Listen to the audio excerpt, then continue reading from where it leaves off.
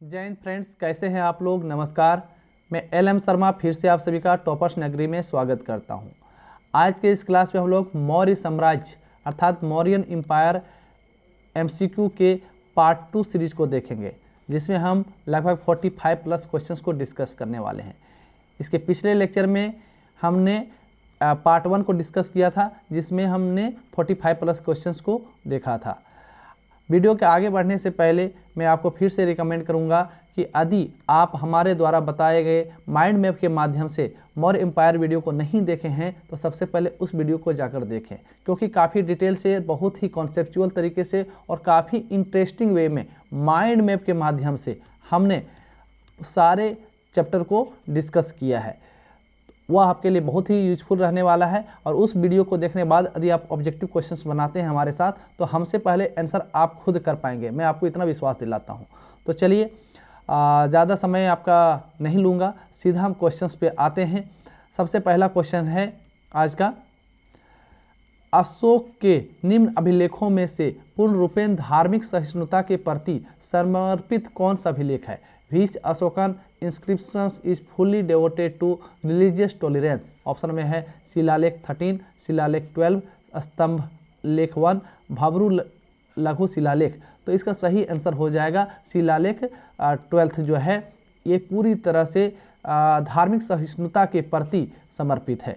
Next question है हमारा, भारत के सांस्कृतिक इतिहास के संदर्भ में इतिवृत्तों, राजवंशीय इतिहासों तथा वीर गाथाओं को कंठस्थ करना निम्नलिखित में से किसका व्यवसाय था? In the context of India's cultural history, who was responsible for memorising chronicles, dynastic histories and heroic tales? Option में है श्रमण, परिव्राजक, अग्रहारिका और मागध। तो ये काम जो था वो मागध का था। ऑप्शन नंबर डी हमारा करेक्ट होगा।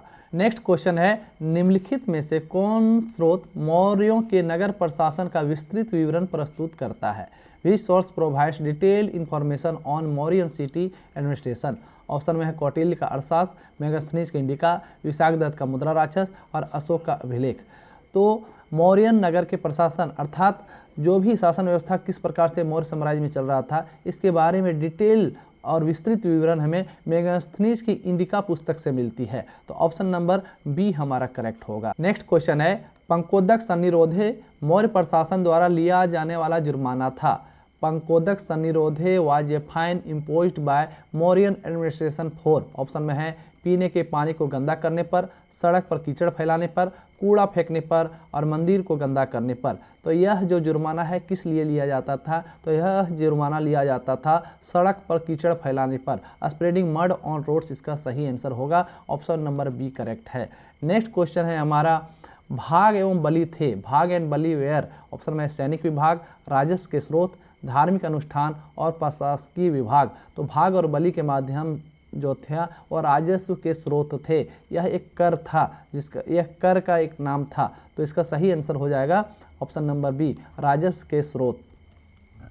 नेक्स्ट क्वेश्चन है, गांवों के शासन को स्वायत्त शासी पंचायतों के माध्यम से संचालित करने की व्यवस्था का सूत्रपात किसने किया? Who initiated the system of governing village through autonomous panchayat? Option में कुषाणों ने, द्रविड़ों ने, आर्यों ने, मौर्यों ने। तो इसकी सूत्रपात जो है, इसकी शुरुआत जो है मौर्यों ने की थी। ऑप्शन नंबर डी हमारा करेक्ट होगा। नेक्स्ट क्वेश्चन है, निम्नलिखित में से किसमें पुनर्विवाह वर्जित है? In which of the following remarriage prohibited? Option में है जातक, मनुस्मृति, याज्ञवल्क्य और अशास्त्र। तो पुनर्विवाह वर्जित है, ये मनुस्मृति के अनुसार पुनर्विवाह नहीं किया जा सकता है। ऑप्शन नंबर बी करेक्ट होगा। नेक्स्ट क्वेश्चन है हमारा, मौर्य काल में शिक्षा का सर्वाधिक प्रसिद्ध केंद्र था? The most renowned centre of education during the Maurya period was? Option में है वैशाली, नालंदा, तक्षशिला और उज्जैन। तो मौर्य काल में शिक्षा का सर्वाधिक प्रसिद्ध केंद्र जो है वह तक्षशिला था। यहीं से जो है चाणक्य भी पढ़कर निकले थे और चंद्रगुप्त मौर्य की भी प्रारंभिक शिक्षा यहीं हुई थी। तो ऑप्शन नंबर सी हमारा करेक्ट होगा। नेक्स्ट क्वेश्चन है, विदेशियों को भारतीय समाज में मनु द्वारा दिया गया सामाजिक स्तर था? According to Manu, what social status was given to foreigners in Indian society. Option में है क्षत्रियों का, वृत्ति क्षत्रियों का, वैश्यों का और शूद्रों का। तो इसका सही आंसर होगा वृत्ति क्षत्रियों का। ऑप्शन नंबर बी हमारा करेक्ट होगा। नेक्स्ट क्वेश्चन है, मौर्य समाज का विभाजन 7 वर्गों में विशेष तौर पर उल्लिखित है। The division of Mauryan society into 7 classes is particularly mentioned in. Option है कौटिल्य के अर्थशास्त्र में, अशोक के शिलालेख में, पुराणों में और मेगास्थनीज के इंडिका में।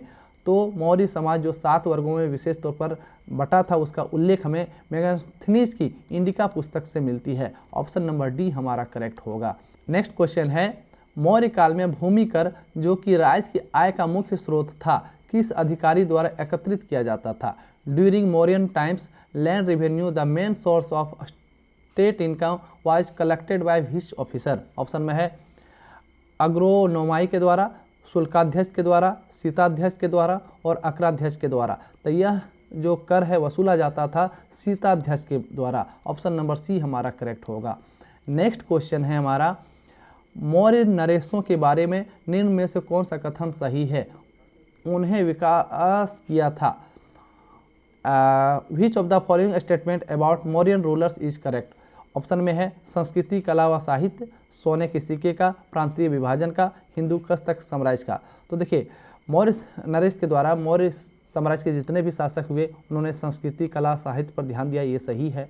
ठीक है, प्रांतीय विभाजन किया, ये भी सही है। हिंदू कश तक अपना साम्राज्य को फैला लिए थे, ये भी सही है। लेकिन मौर्यों के द्वारा सोने के सिक्के नहीं चलाए गए, ये ऑप्शन हमारा पूरी तरह से गलत है। यानी कि ये सी और डी सही होगा और बी ऑप्शन हमारा गलत है। तो ऑप्शन नंबर यहाँ पे क्या हो जाएगा? ये सी और D.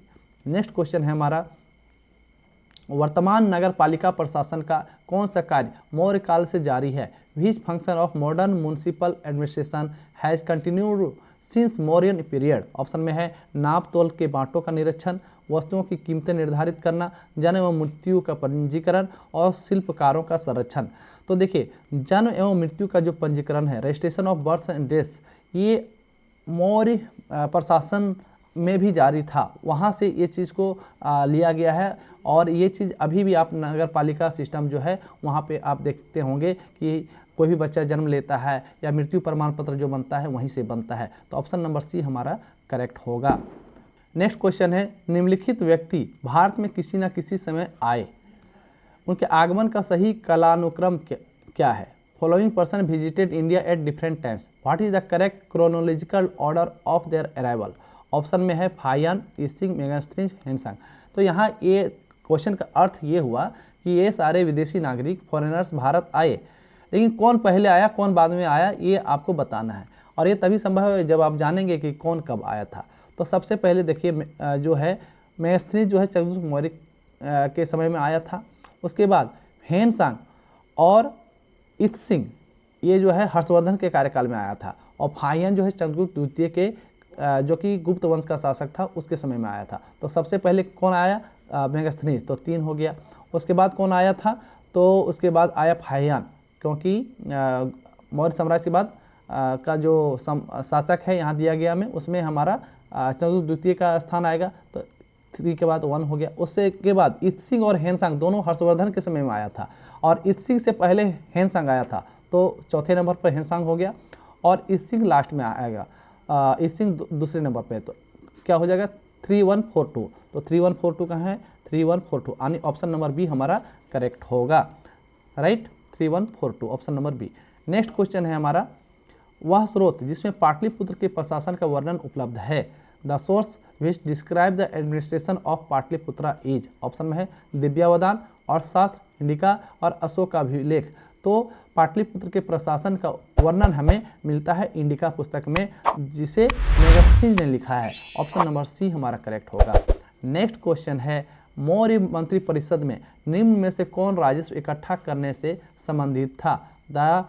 In the Mauryan council of ministers who among the following was related to revenue collection? Option में है समाहर्ता, व्यवहारिक, अंतपाल और प्रदेष्टा। तो यह काम जो था समाहर्ता का था। अभी भी देखिएगा ये सिस्टम लागू है। समाहर्ता कार्यालय लिखा रहता है, बीडीओ या सीओ का जो रहता है कंबाइंड ऑफिस, वहाँ पे आपको समाहर्ता कार्यालय हिंदी में लिखा हुआ रहता है। तो इनका काम क्या होता है, राजस्व को इकट्ठा करना। तो ऑप्शन नंबर ये हमारा करेक्ट होगा।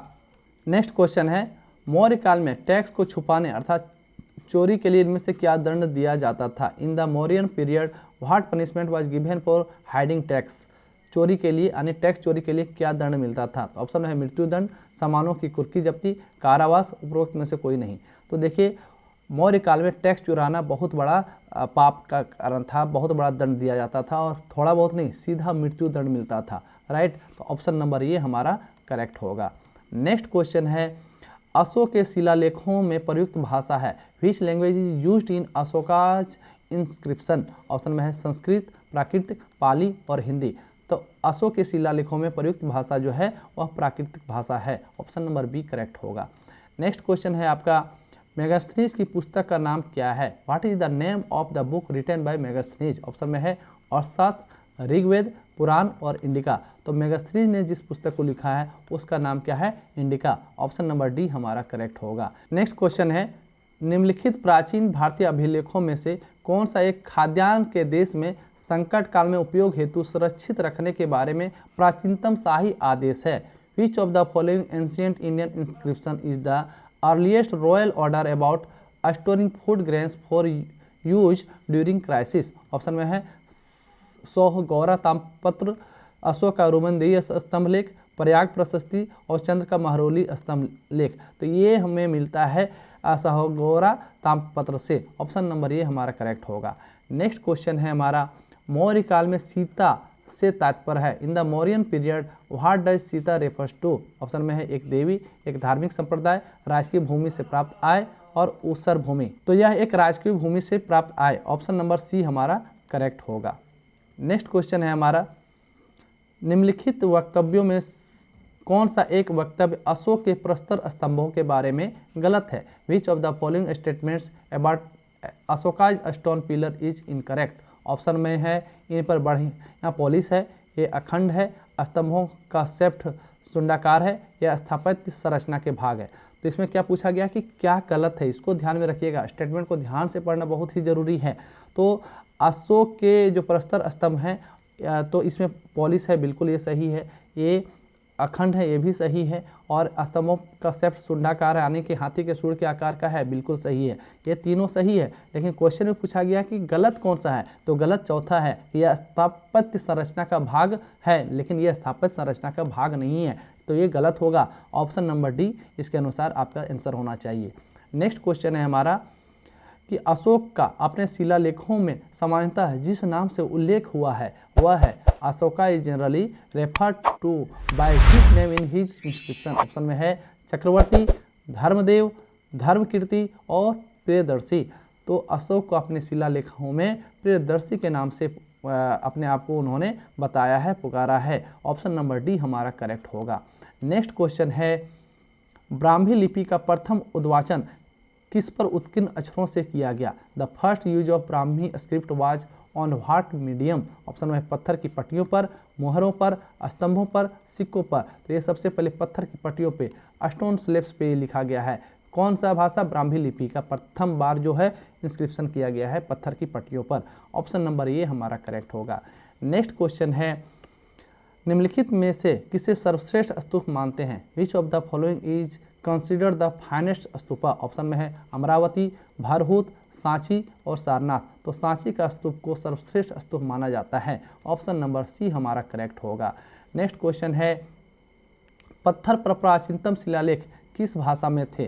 The earliest inscription on stone were in which language. Option में है पाली, संस्कृत, प्राकृत और ब्राह्मी। तो पत्थर पर प्राचीनतम शिलालेख जो है ये प्राकृतिक भाषा में था। ऑप्शन नंबर सी हमारा करेक्ट होगा।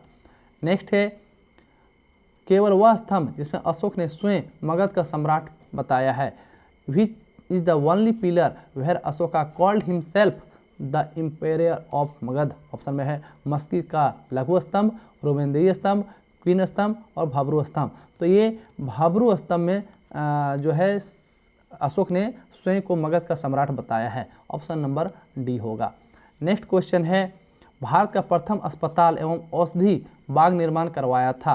Who built the first hospital and herbal garden in India. Option में है अशोक ने, चंद्रगुप्त ने, भगवान महावीर ने और धन्वंतरी ने।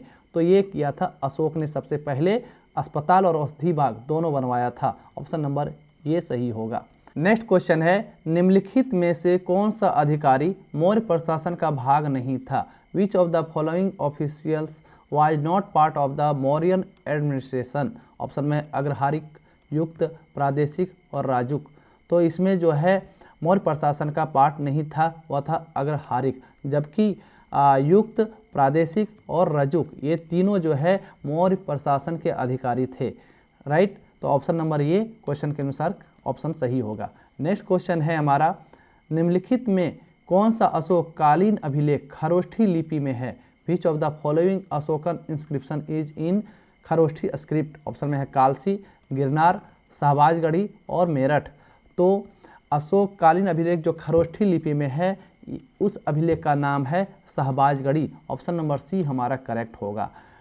नेक्स्ट क्वेश्चन है, गुजरात चंद्रगुप्त मौर्य के साम्राज्य में सम्मिलित था, यह प्रमाणित होता है। The Gujarat was part of Chandragupta Maurya's empire is proved by. Option में है ग्रीक विवरणों से, रुद्रदामन के जूनागढ़ किला शिला अभिलेख से, जैन परंपरा से और अशोक के स्तंभलेख द्वितीय से।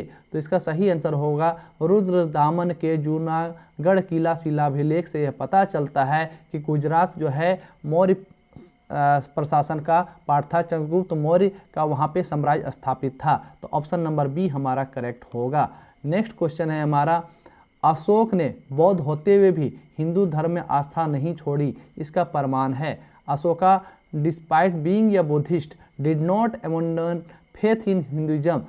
The proof of this is तीर्थ यात्रा, मोक्ष में विश्वास, देवनाम प्रिय की उपाधि और पशु चिकित्सालय खोले। तो इसका प्रमाण जो मिलता है, देवनाम प्रिय की उपाधि उन्होंने नहीं छोड़ा, क्योंकि वह जब हिंदू थे उस समय ही यह उपाधि उनको मिला था। अर्थात बौद्धिस्ट बनने के बावजूद भी, बौद्ध धर्म अपनाने के बावजूद भी उनकी आस्था हिंदू धर्म से कम नहीं हुई थी, यह उसका प्रमाण है। तो ऑप्शन नंबर सी हमारा करेक्ट होगा। नेक्स्ट क्वेश्चन है, उत्तराखंड में सम्राट अशोक के शिलालेखों की एक प्रति कहाँ मिली थी? Where was a copy of imperial Ashoka's edict found in Uttarakhand? Option में है नैनीताल, पौड़ी, टिहरी और कालसी। तो यह मिला था कालसी में। ऑप्शन नंबर डी हमारा करेक्ट होगा। नेक्स्ट क्वेश्चन है, मेगास्थनीज ने भारतीय समाज को कितनी श्रेणियों में विभाजित किया? Into how many categories did Megasthenes divide Indian society? Option में है 4, 5, 6 और 7। तो मेगास्थनीज ने अपनी पुस्तक इंडिका में भारतीय समाज को या फिर मौर्य प्रशासन के समय जो समाज था उसको टोटल 7 भागों में बांटा था, 7 वर्गों में विभाजित किया था, 7 श्रेणियों में विभाजित किया था। ये आपको ध्यान में रखना है, वेरी वेरी इंपॉर्टेंट है। बहुत सारे एग्जाम में बार बार ये क्वेश्चन रिपीट होता है। तो ऑप्शन नंबर डी हमारा करेक्ट होगा। नेक्स्ट क्वेश्चन है, निम्न में से कौन सा क्षेत्र अशोक के साम्राज्य में सम्मिलित नहीं था? Which of the following regions was not part of Ashoka's empire? Option में है अफगानिस्तान, बिहार, श्रीलंका और कलिंग। तो अशोक के साम्राज्य में अफगानिस्तान शामिल था, बिहार तो उनका अपना मगध में ही आता था। राइट, कलिंग पर उन्होंने अंतिम तक विजय प्राप्त कर ही लिया, लेकिन श्रीलंका पे उनका शासन नहीं था। तो ये बी और डी अर्थात अफगानिस्तान, बिहार और कलिंग पर शासन था, श्रीलंका पे शासन नहीं था। ऑप्शन नंबर सी हमारा करेक्ट होगा। नेक्स्ट क्वेश्चन है, भारत के मुक्तिदाता की संज्ञा मौर्य काल के किस शासक को दी गई थी? Which Mauryan ruler was called liberator of India? Option में है अशोक, बिंदुसार, चंद्रगुप्त और दशरथ। तो यह उपाधि अर्थात भारत के मुक्तिदाता की संज्ञा जो है चंद्रगुप्त मौर्य को मिला था। ऑप्शन नंबर सी हमारा करेक्ट होगा। नेक्स्ट क्वेश्चन है, अशोक का कौन सा बृहद शिलालेख कुशल प्रशासनिक व्यवस्था पर बल देता है? Which of the Ashoka's major rock edicts emphasize good administrative system? Option में है पहला, चौथा, छठा और 8वां। तो यह मिलता है हमें छठा शिलालेख से यह पता चलता है। ऑप्शन नंबर सी करेक्ट होगा। नेक्स्ट है, अशोक का रुमनदेही स्तंभ संबंधित है। अशोकाज रुमनदेही पिलर से रिलेटेड टू बुद्ध के जन्म से, बुद्ध के ज्ञान प्राप्ति से, बुद्ध के प्रथम उपदेश से और बुद्ध के शरीर त्याग से। तो अशोक का रुमनदेही स्तंभ जो है बुद्ध के जन्म से संबंधित है। ऑप्शन नंबर ये हमारा करेक्ट होगा।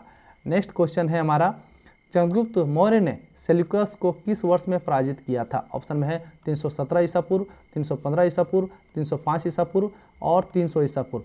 तो चंद्रगुप्त मौर्य ने सेल्यूकस निकेटर को 305 ईसा पूर्व में हराया था, और ना सिर्फ हराया था, उसकी बेटी से शादी भी कर लिया था, ठीक है ना। और बदले में उसे बहुत सारे अफगानिस्तान वगैरह का जो एरिया था उनको मिल गया था। तो ऑप्शन नंबर सी हमारा करेक्ट होगा। नेक्स्ट है मालवा, गुजरात एवं महाराष्ट्र किस शासक ने पहली बार जीता?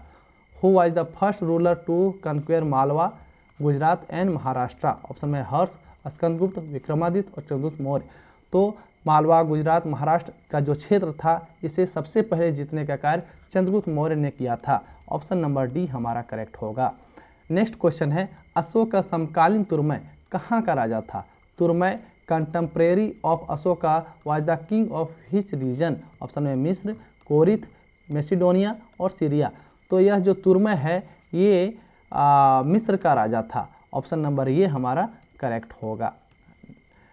नेक्स्ट क्वेश्चन है अशोक के जो प्रमुख शिलालेख संगम राज्य के विषय में हमें बताते हैं उनमें सम्मिलित है। Which of the Ashoka's major edicts give information about the Sangam kingdom?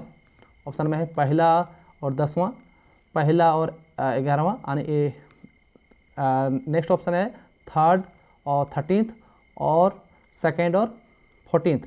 तो जो है हमें संगम राज्य के बारे में जो जानकारी मिलती है वो 3रे और 13वें शिलालेख से मिलता है। ऑप्शन नंबर सी हमारा करेक्ट होगा। नेक्स्ट क्वेश्चन है निम्नांकित में से किसकी तुलना मैकियावेली के प्रिंस से की जा सकती है? Which of the following can be compare to Machiavelli's Prince? Option में कालिदास का मालविकाग्निमित्रम से, कौटिल्य का अर्थशास्त्र से, वात्स्यायन का कामसूत्र से और तिरुवल्लुवर का तिरुकुरल से।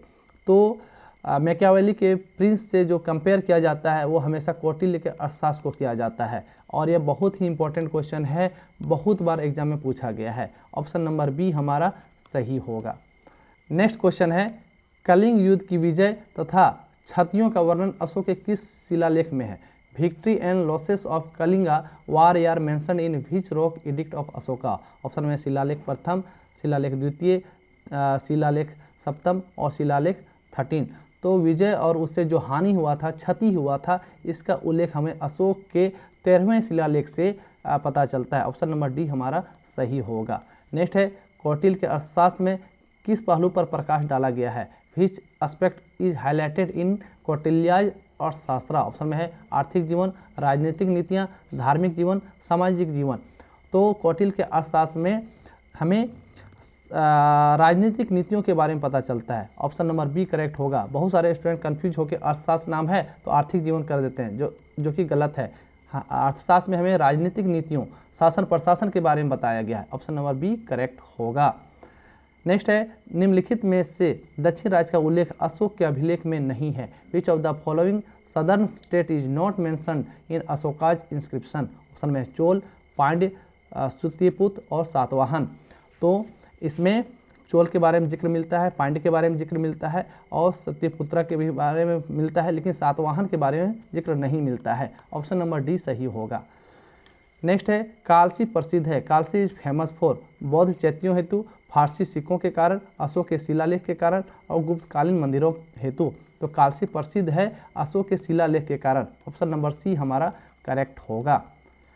नेक्स्ट है किस प्राचीन नगर के अवशेष कुम्हरार स्थल से प्राप्त हुए हैं? Remains of which ancient city were found at Kumhrar site? Option में है वैशाली, पाटलिपुत्र, कपिलवस्तु और श्रावस्ती। तो यह पाटलिपुत्र स्थल से मिला है जहाँ पर ये अवशेष मिले हैं कुम्हरार स्थल से, जो कि पटना आप गए होंगे, पटना जानते होंगे, तो वहाँ कुम्हरार एक जगह है, वहीं से प्राप्त हुआ है। तो ऑप्शन नंबर बी हमारा सही होगा। नेक्स्ट है मौर्यकालीन शासकों ने धार्मिक आधार पर भू अनुदान नहीं दिया था, कारण क्या था? भू अनुदान के विरुद्ध कृषकों ने विद्रोह किया। तो ये कारण कथन का आंसर है। तो क्या इसका सही आंसर होगा कि ये और आर दोनों सही है तथा आर ये की सही व्याख्या करता है? तो ये गलत है। दूसरा है ये और आर दोनों सही है, आर ये की सही व्याख्या नहीं है, ये भी गलत है। ये सही है किंतु आर गलत है, ये सही आंसर होगा। ऑप्शन नंबर सी हमारा करेक्ट होगा। नेक्स्ट है निम्न में से अशोक के किस अभिलेख में पारंपरिक अवसरों पर पशु बलि पर रोक लगाई गई है। ऐसा लगता है कि यह पाबंदी पशुओं के वध पर थी। In which of Ashoka's inscription is the ban of animal sacrifice on traditional occasions mentioned. Option है शिलालेख प्रथम, पंचम, 9th और 11th। तो यह जिक्र हमें मिलता है शिलालेख प्रथम में ही। ऑप्शन नंबर ये हमारा करेक्ट होगा। नेक्स्ट है बुलंदी बाग प्राचीन स्थान था। Bulandi Bagh was an ancient site of Kapilavastu, Pataliputra का, श्रावस्ती का और वाराणसी का। तो बुलंदी बाग जो है प्राचीन स्थान था और यह था पाटलिपुत्र में। ऑप्शन नंबर बी करेक्ट होगा। नेक्स्ट है टॉलेमी फिलाडेल्फस जिसके साथ अशोक के राजनयिक संबंध थे, कहाँ का शासक था? Ptolemy Philadelphus with whom Ashoka had diplomatic relation was the ruler of his region. Option में है सैरोन, मिस्र, मकदूनिया और सीरिया। तो टॉलेमी फिलाडेल्फस जो है मिस्र का राजा था। ऑप्शन नंबर बी करेक्ट होगा। तो आज के इस क्लास में हम लगभग 45 to 50 प्लस क्वेश्चंस को हमने इसमें कवर किया। आई होप ये दोनों वीडियो को देखने के बाद, पार्ट 1 और पार्ट 2 को देखने के बाद मौर्य समराइज कंप्लीट रूप से आपका खत्म हो गया होगा। पहले आपने माइंड मैप से रिलेटेड जितने वीडियो हैं उसको देखे होंगे, फिर ये दोनों ऑब्जेक्टिव सीरीज को देखा होगा। तो मुझे विश्वास है कि ये सारे चीज़ को कवर करने के बाद अब आप किसी भी एग्ज़ाम में बैठेंगे, मौर्य साम्राज्य से रिलेटेड क्वेश्चन आपसे नहीं छूटने वाले हैं। आपको यदि यकीन नहीं है तो आप किसी भी प्रीवियस ईयर क्वेश्चन जिसमें टॉपिक वाइज रहते हैं वहाँ से उठाकर आप देख सकते हैं। तो आज के क्लास में इतना ही। यदि आपको यह वीडियो अच्छा लगा हो तो प्लीज़ लाइक करें, हमारे चैनल को सब्सक्राइब करें और इस वीडियो को अपने दोस्तों के साथ ज़रूर शेयर करें। यही हमारे लिए असली मोटिवेशन होता है। फिर मिलते हैं हम नेक्स्ट लेक्चर के साथ। तब तक के लिए जय हिंद, जय भारत, थैंक यू।